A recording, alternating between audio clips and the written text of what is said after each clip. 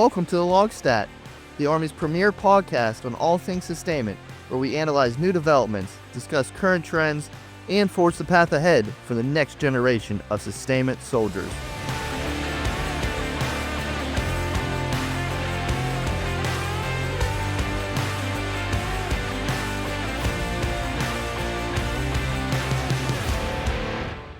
Hello everyone, welcome to another episode of the LOGSTAT. I'm your host, Captain Garett Pyle.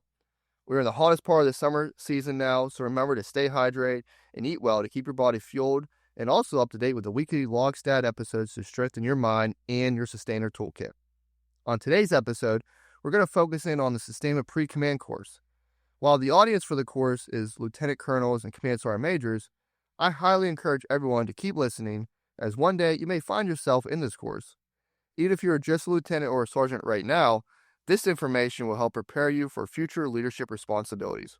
And with me today, to guide us through this conversation, I have the director for the Sustainment Pre-Command Course, Captain Misha Dantzler. Captain Dantzler is from Atlanta, Georgia, and commissioned from Jacksonville State University with a bachelor's in political science pre-law degree in December of 2014 and is a Year Group 15 officer. She completed her platoon leader time with some XO time in the 129th CSSB of the 101st Airborne Division. Then completed her XO time in the 7th GSB, where she also completed some time as a GSB S4. Following the career course, she was stationed at Fort Bliss, Texas, where she served as a SPO transportation officer and commanded the Hotel FSC of the 137th CAB and the HHC of the 47th BSB. Following her command time, she served as a small group leader at the career course where we first met and was then selected as the director of the Sustainment Pre-Command Course. It's hard to believe that it's been almost 2 years now since we both joined the Common Core team of the career course, and it feels like yesterday we were just joint teaching our first class together. So happy to have you on the show today. Misha, welcome. Thank you, Garrett. I'm excited to be here. I really can't believe it's been almost 2 years since we started, but I'm excited to be here today. I'm proud of us both for where we are and looking forward to having this conversation about the SPCC. So the thing, got here just almost 2 years ago, teaching captains, and now you're out here as a director of the Sustainment Pre-Command Course dealing with colonels and command sergeant majors. So a little bit of a giant gap. A little bit of a jump, yeah. But what you learn is that soldiers are soldiers, no matter at what level in their career they are. A soldier is a soldier is a soldier. And that's been one of the biggest things that I've learned since I've been the director at the SPCC. Mm-hmm. Yeah. So excited. And I know a lot of people, first off, be like, what is the Sustainment Pre-Command Course? So before we start getting into all the nuances of it, can you just give us the down and dirty of what this course is? Yeah, absolutely. So it's funny because I actually have sergeants majors and colonels and lieutenant colonels who will say, hey, heard I need to register for this thing. What is it? And so I'll send them the nice email on what my spiel is. But essentially all of the branches have their own PCC. The Sustainment Pre-Command Course is the specific to our branch. It's no different. It's a 5-day course. It's designed to enable future battalion and brigade command teams to refine their knowledge and improve their ability to lead various tactical level organizations across the Army. I highlight tactical level leaders because up until last year, all of the sustaining commanders were come. But as of July, Major General Donahue signed an ETP that exempts our SDDCs, our depot commanders, our AFSBNs and DLA, those types of commands from having to come. They'll attend different PCCs, and this one focuses specifically on the tactical level commander. So it's a gentleman's course.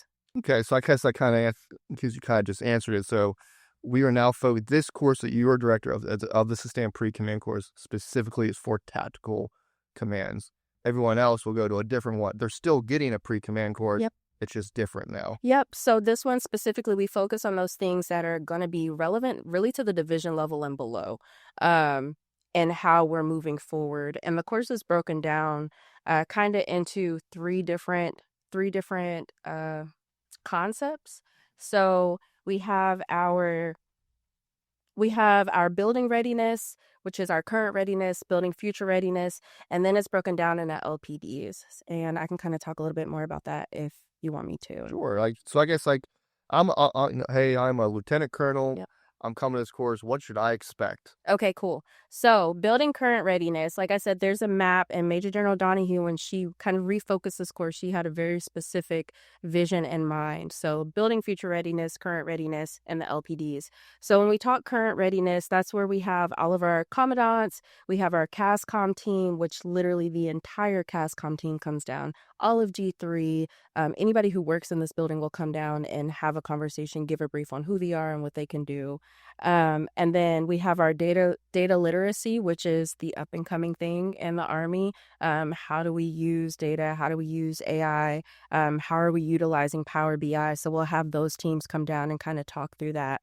Our card teams. And then, of course, we have our CTCs that will come and talk. So that's kind of focusing on building that current readiness. When we talk building future readiness, that's when we start talking FFID, SC did, and so that's for our force development and sustainment modernization, and that's our heavy focus on building future readiness. What is the big thing right now? TIC, transformation And contact. Are we on 2.0 right now? So, yes. We're on 2? Yeah. So that is the big thing that those teams will come down, and they'll really just break that down for those command teams on how this is relevant to them, how the Army is changing, and how this affects them going into the position that they're in. And then, of course, LPDs. So I think one of my favorite things about this job is probably the LPDs that I get to sit in and just kind of be a fly on the wall and facilitate. But we have the Army G4, Lieutenant General Hoyle. She will come on with her Command Sergeant Major. We get to see the Army G3, JMC, AMC, DLA. All of these sustaining leaders will come and they provide briefs on, hey, what am I here to do, and how do I affect you as the Army is transitioning? How do you reach out to me? How can I assist you? And then the other part of those LPDs are the panels that we do, which I think for the most part, when most students leave, they say that in their AAR comments, hey, those panels, this was the best part, or this was my favorite part of the course. Because we do like a battalion and brigade command team panel, which allows seated battalion command teams and seated brigade command teams to come on and kind of give their spiel on, hey, this is how this is going. But more importantly, it allows the students the opportunity from the SPCC to kind of sit in and ask those questions that maybe they are, I don't want to say embarrassed, but maybe they're less comfortable to ask their peers or the person that they're replacing. So it gives them an opportunity to talk to someone and say, hey, what was the one thing you wish you could have done differently starting out? The cool thing about the brigade command team panel is that it provides that opportunity because we also have O6s in the class. So it provides that opportunity for them to have peer-to-peer conversations, but also for those O6s and their command sergeant majors to say, hey, for the battalion commanders, these are some of the things that I am looking for or would need more out of the battalion commanders that that I'm currently working with. So the panels, then we have the CW5 panel. Fort Lee has the most CW5s I've ever seen in my life, like ever. So it's always cool to have them come down and just provide that insight. How are we supposed to work with, how are we supposed to utilize the warrant officers that we have? Then we have the Command Sergeant Major panel. And recently we started doing the post-KD captain panel. So that is my favorite. That's my baby. And it's just captains like you and I who have already done command and have the opportunity to sit in that room with these leaders and say, hey, these are the things that worked well for me as a company commander working with my battalion and my brigade command team. These are the things I kind of wish I would have had. And during the last class, looking through the AAR comments, a lot of the sergeants majors and battalion and brigade commanders were saying, hey, that was the most beneficial thing because that is going to tell me how do I make my brigade run? How do I make my battalion run by taking care of these company commanders?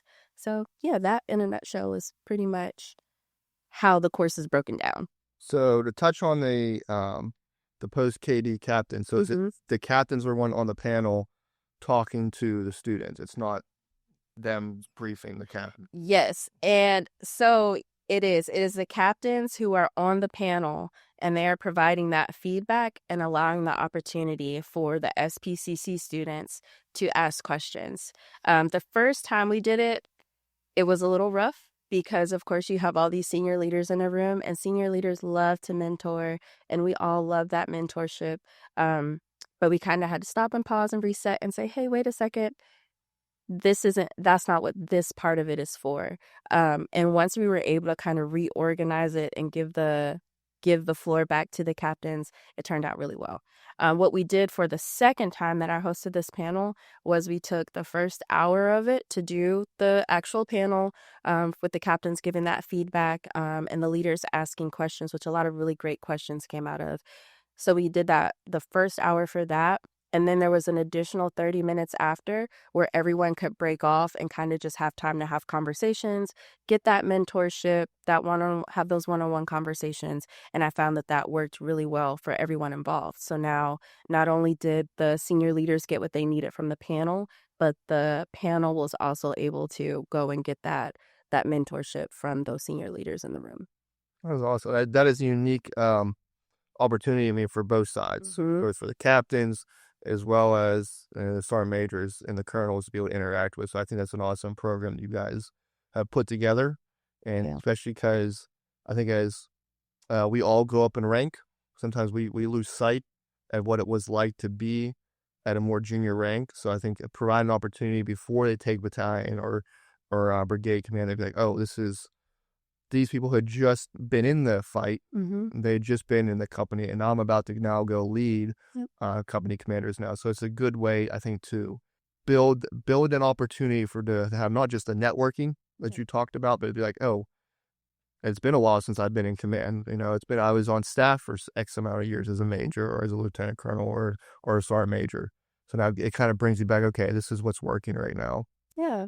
And another cool thing that we do is the luncheons that we do. I can't forget those. So the SPC students, they have an opportunity to go have a lunch and learn with the Bullock students that are currently in class, the students that are currently in Captain's Career Course, and then the LNCOA. So they have these lunches where they're able to meet. Some of them are meeting the second lieutenants that are coming to their battalions and their brigades, and they're meeting the captains that are coming, and they're meeting the NCOs.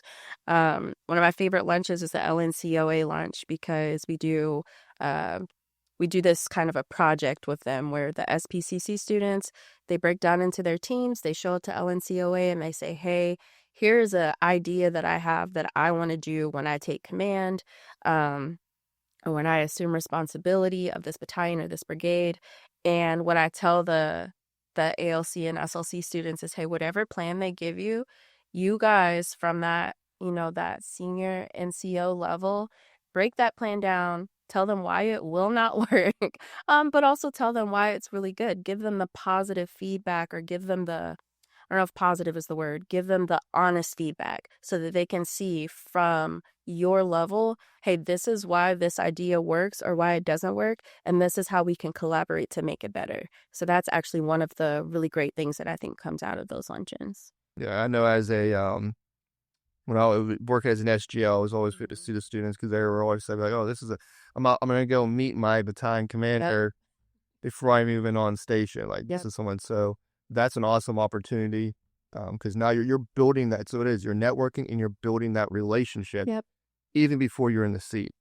And you can start to, especially as a captain, you can start to understand, okay, this is how my battalion commander or my battalion sergeant major or brigade level, this is what they're like. And this is, this is how I can start to build that relationship. So I think that's an awesome thing that you guys put together. Yeah. Thank you, Karen. One thing I was just thinking of. So you have lieutenant colonels and you have colonels, of course, command sergeant majors on both. So you're going there if you're going as battalion command or brigade command. Say I did this course already, and I did it for when I was a battalion commander. Do I have to redo it again as a brigade commander? Yes, if you did it as a battalion commander or a battalion command sergeant major, you absolutely have to come back and do it again for brigade. And the only reason is that so much changes in that time. It's about, 5 or 6 years before you're looking at your next command slate. And even from one of the brigade commanders that was here last time, she said, I was just here 5 years ago and the course is completely different. Well, the course is different. The course is just different because the Army is different. And with us moving into, we're on Army, 2025. We're already working out of the Army 2030 plan, which really is Army 2040. Like, we're working so far in the future. So as a battalion or a brigade commander, if you've already attended the course, and sergeants majors, if you've already attended the course, coming back is a good opportunity just to reset yourself and catch yourself up on all of the changes that have happened. So yes, you have to come twice. Okay, well, that's good to clarify because I know there'll probably be some misconception like, oh, I've already done the course already once. I don't need to do it again. Yep, that information is completely different. You gotta come again. So, which is good. I think you highlighted a great point there is that so much changes. Think about from when we went through the career course Yep, as students to where we were teaching the career course absolutely. was so different. Yeah, I was like, I don't even remember learning this when I was here 5 years ago, but okay.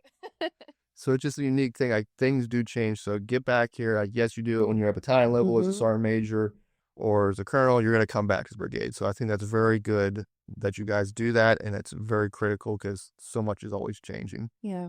So I know you've hit on now what the course is about, some of the good aspects of it. I guess if you could say, to sort of truly summarize, I know we've talked about it a little bit.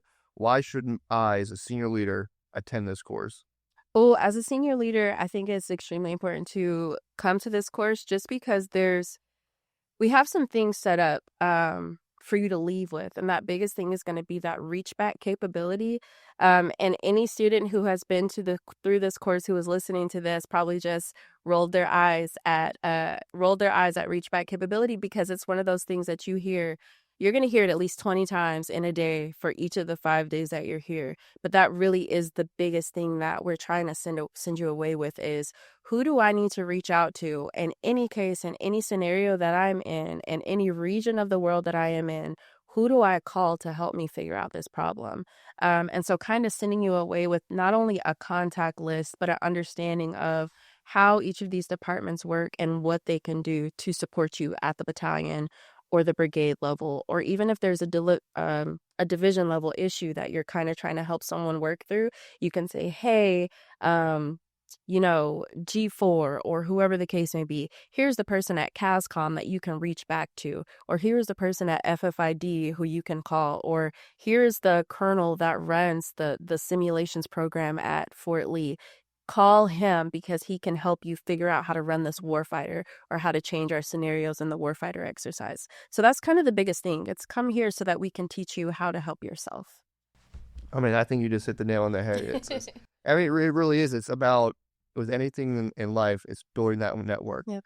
Back in the day, it was you got to have your Rolodex full of all your cards and all your contacts. But that's so critical because when you go into these positions, and we can sit here and talk about, like, when we were in command, of like how important it is to have these people that you can reach out to, and all these resources that are out there, and that's what you're really getting out of this program. And I know you mentioned, I don't think I asked it, but so it's only a 5-day. Only a 5-day course. Yeah, it used to be. It's funny because the ASU Commandant, Colonel Erickson, every time I talk to him about an SPCC, he's like, it used to be 10 days. They're so lucky now. And it's just so funny. But yes, the course is only 5 days. We start every day about 08, and you are done by 1700. And that's a late day. The only day that's a little bit longer on the Mondays of SPCC, I throw a social at the CG's house, which her and her team are absolutely phenomenal for those socials. Really great food. All of the senior leaders on Fort Lee come, and that goes from about 1800 to 2000. But yeah, it's 08 to 1700 for 5 days.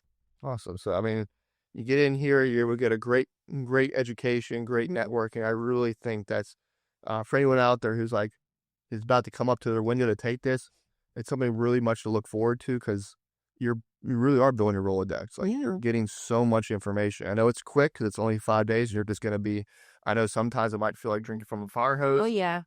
Oh, yeah, for sure. That's definitely one of the comments. It's just like, oh, there's so much information. And I'm like, hey, take your notes, take your notes. But the cool thing is, with there being all that information, once you're on the Teams page for SPCC, you always have access to that Teams page. So every SPCC that comes through, the slide decks are uploaded from each individual brief with all of that information. And once you have come through SPCC, you can always go to that Teams page and look at not only your folder, but the future folders or the future classes that happen after you so that you can see the updated information. So yes, please come, please retain the information. But if you just cannot and your coffee is running low, you always have access to that page. And I'll have people who will email me and say, hey, I heard there's this team page. Can I have access? And I'm like, hey, there is this Teams page. Would you like to register for the class? Because if I just give everyone the information, then they miss out on the benefit of coming and actually having the week of SPCC. So no, you cannot have access to the Teams page unless you sit in the seat. It's a reward. It's a reward, yeah. Oh, man. So we were we've talked about like the great benefits of this program and the layout of it. So, and we kind of seem to be focusing on more on the Compo 1 active duty side. Do Compo 2 and 3, do they need to attend as well? Are they able to? Yes, so absolutely Compo 2 and 3 should attend. Based on 350-1, the Army National Guard is not required to come. But their tags are usually very supportive of it. And that's the thing. So if you're in the reserves, absolutely come. You pop up on our CSL, we can see you. You should absolutely come to the course. National Guard, you have to work through your tags, but they have been, like in recent classes, it's been the New York National Guard, the Minnesota National Guard, California National Guard have been sending a lot of their students or a lot of their incoming leaders just because they see the value in the course. There have been moments where there's been a disconnect for Compo 2 and Compo 3 where they're like, hey, this doesn't really apply to me. So what we're able to do in the course is we're able to say, hey, this is how Compo 1 does this. Let me show you how this is connected to you as a Compo 2 or Compo 3 officer, especially with the way that our fight is changing and kind of how we're all going to have to work together throughout our compos. It's a good opportunity for those leaders who see, hey, this is how Compo 1 does this. So let me get a better understanding of this so that when the time comes, I already know how they're functioning. The other thing with Compo 2 and Compo 3 is at CASCOM, there are representatives. There's, I want to say, a full bird for each of the compos that works up at CASCOM.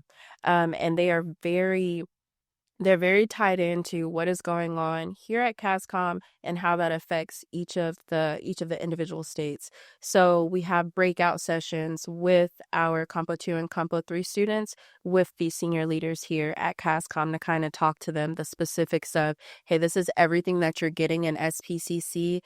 Here is why it is relevant to us in Compo 2 and Compo 3. Does that kind of answer that? Yes, yeah. And I think that's good just to highlight that just because I'm either in the reserves or the National Guard, that I should still be attending this program. I know it's going to be, as you say, it might be a little more difficult for National Guard. Yep. But this is a great program. There's opportunities here to continue to grow and develop, even with you're in the reserves National Guards, to get out there and take advantage of this opportunity. Yeah, absolutely. And in the last 3 classes, I have had I've had Compo 1 and I have had our Compo 2.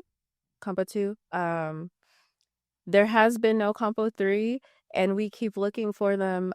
So Compo 3, our reserve officers, you all are more than welcome to come attend this course. I hold seats as the director. I hold seats to the side for every course for Compo 2 and Compo 3. So please use those seats. They're available to you all and they will stay available until you all are registered and ready to come.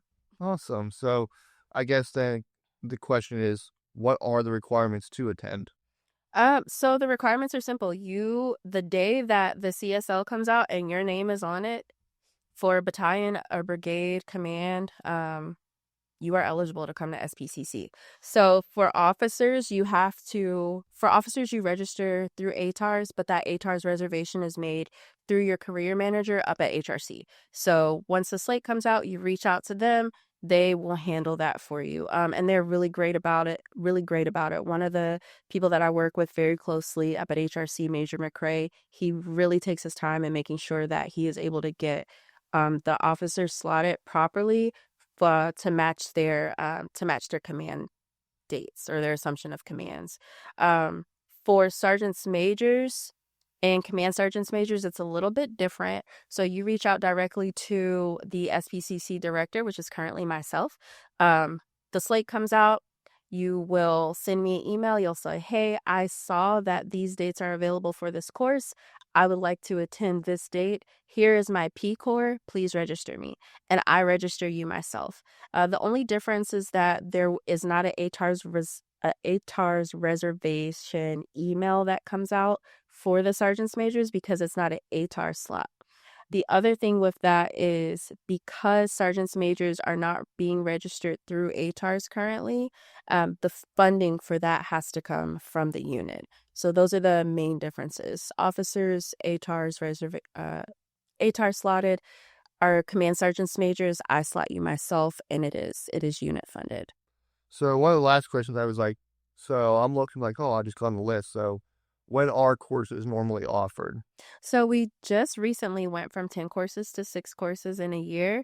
So typically what the new schedule will look like is October, November, which really is December because it's the last day of November. So let's say October, December, February, March, April, and May. So those will be the 6 classes that are available for SPCC.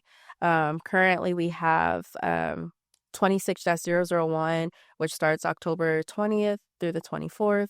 26-002 would be December 1st through the 5th, and so on and so forth. So we've also upped the allocation of seats in those classes. So I think previously it's been 17. Now I have the capacity for 26 in each of those classes. So, the allocation has been upped on ATARS. Okay, so and I guess in essence, someone, because of the way the course is laid out, could start in the battalion or brigade as a sergeant major or commander already in the seat and then have to come to the course. Yes. So 2 cycles ago, I had one of my battalion commanders that was already 8 months into his time, and he came to the course. But it was good because he said he wished he had gone beforehand, but he still got all of the things he needed to be able to go back and kind of continue on. But yes, if you're already in the seat and you need to come, that's perfectly fine. For this October class, because we didn't have any summer classes, we have a few command sergeants majors and a few battalion commanders who will be coming a couple of months after they've already taken the seat, and that's perfectly fine. Is there anything else you want to provide the audience with when it comes to SPCC? I would just say come to the course. Come to the course. Come to the course. A lot of the emails that I get are, hey, do I need to come to this? Well, yes, you do. You should come.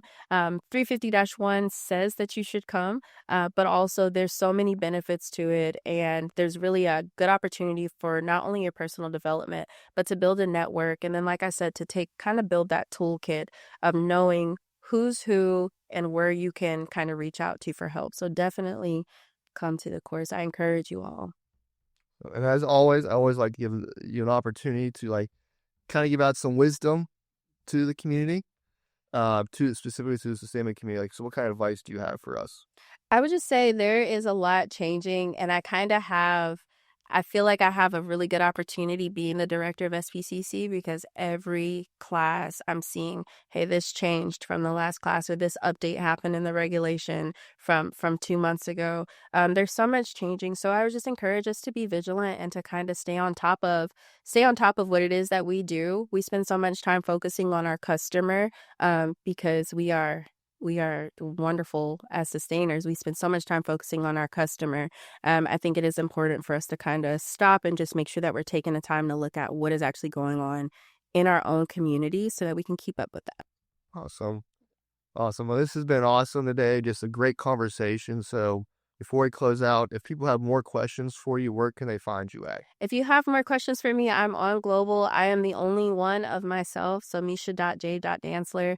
And also, if you are on ATARS and you're looking to register for the class, you're able to find me on there as I'm listed as the director. So my email, my phone number, my office phone number as well, all of that is listed on ATARS. Awesome. Well, perfect. So definitely be able to, if you're out there and you have questions, be able to reach out to Misha. She's going to be able to provide you great wealth of knowledge on this course. So if there's something that we missed that you have more questions about, feel free to please reach out to her. I want to thank you again, Misha, for taking the time to come in today, provide our listeners with these insights into the course. Not only will students fill their toolkit with a variety of resources and understanding how to implement different programs at their units, but it's an absolutely amazing networking opportunity. Yes. Thank you for having me, Garrett. This was great. I was nervous. You made this so easy. I love what you're doing up here. So thank you for having me. That was very good. Thank you very much, Misha. I appreciate that. Thank you so much. I look forward to seeing all the future students of this course, as you know, I am one of the briefers that comes in and talks to about the Harding Project, professional writing, and this podcast. So excited to see all the future students coming in, starting up here in October again for the year. But that is all we have today, folks. As always, sustainment leaders start here. See you next time.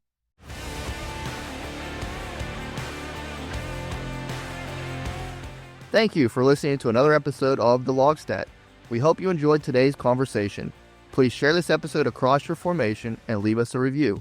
If you have a topic you'd like here discussed, then please reach out to us at armysustainment@army.mil or directly to me on Global at garett.h.pyle. Follow us on Facebook, X, and LinkedIn at Army Sustainment. We'll see you next time. Sustainment leaders, start here.